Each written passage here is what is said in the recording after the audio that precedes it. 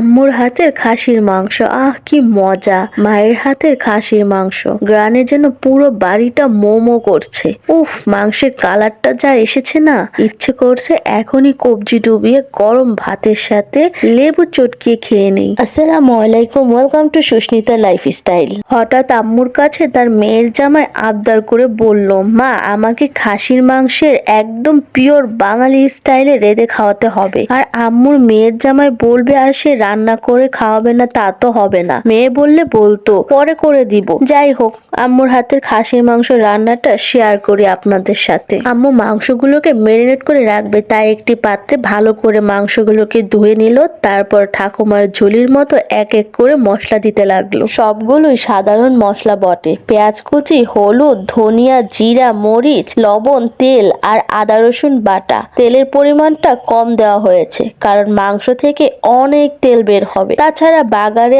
আবার তেল পড়বে। মশলাটার কোনো মাপ ছিল না, জাস্ট আপনার আন্দাজ মতো দেওয়া হয়েছে এখানে, তাই আমি আর পরিমাণটা বললাম না। এবার আমি মাংস মাখানোর কাজটা নিয়ে নিলাম, কারণ আমি আবার এই কাজে ভালোই পারদর্শী। তাই আম্মু বলল, এখন তুই মেখে ভালো করে ঢেকে রেখে দে। আমিও হাত দিয়ে মেখে নিলাম যাতে ভালো করে মশলাগুলো মাংসের গায়ের সাথে লেগে যায়। এত সিম্পল রান্না দেখে ভাববেন না যেন কি রান্না করছে এরা। রান্নাটা কিন্তু আজকে অনেক মজা হয়েছিল। আর রান্নাটা আম্মু আজকে করবে প্রেসার কুকারে। প্রেসার কুকারটা আম্মু অনেক আগেই বসিয়ে দিয়েছিল। তারপর এখানে দিয়ে দিল তেল, এবং এখন গরম মশলার মধ্যে পড়বে তেজপাতা, এলাচ, দারচিনি, বাস এতটুকুই, আর কোনো কিছু না এক্সট্রা। আর শুধুমাত্র পেঁয়াজ এড হবে এখানে, কারণ পেঁয়াজের পরিমাণটা মাংসে যত বেশি হয় মাংসের টেস্টটা কিন্তু তত বেশি বেড়ে যায়। এখন সবগুলো একসাথে মিশিয়ে ভালো করে নেড়ে চেড়ে ভেজে নিতে হবে। পেঁয়াজটা যখন হালকা হালকা ব্রাউন কালার হয়ে আসবে, এই পর্যায়ে ম্যারিনেট করে রাখা মাংসগুলোকে দিয়ে দিতে হবে। মাংসগুলো দিয়ে ভালো করে কষিয়ে নিতে হবে। মাংসতে কষাতে কষাতে তেল বেরিয়ে আসবে এবং মাংসের মশলাগুলো গা থেকে আলাদা হয়ে আসবে। তারপর এই পর্যায়ে কিছুটা পানি দিতে হবে। এরপর প্রেসার কুকারের সিটি ভালো করে যেন আটকে দিতে হবে। তারপর গুনে গুনে 6 থেকে 7টা সিটি দিতে হবে। এটা সম্পূর্ণ আপনার মাংসের পরিমাণের উপরে নির্ভর করে। মাঝখানের কিছু ক্লিপ আমার কেটে যায়, তাই আমি বলে দিলাম। তারপর এখানে এই তো আমাদের সবগুলো সিটি বেজে গেছে এবং এখন আমরা প্রেসার কুকারের ঢাকনাটা খুলে দেব। মাংসের কালারটা দেখেছেন কি পরিমাণে জোস এসেছে।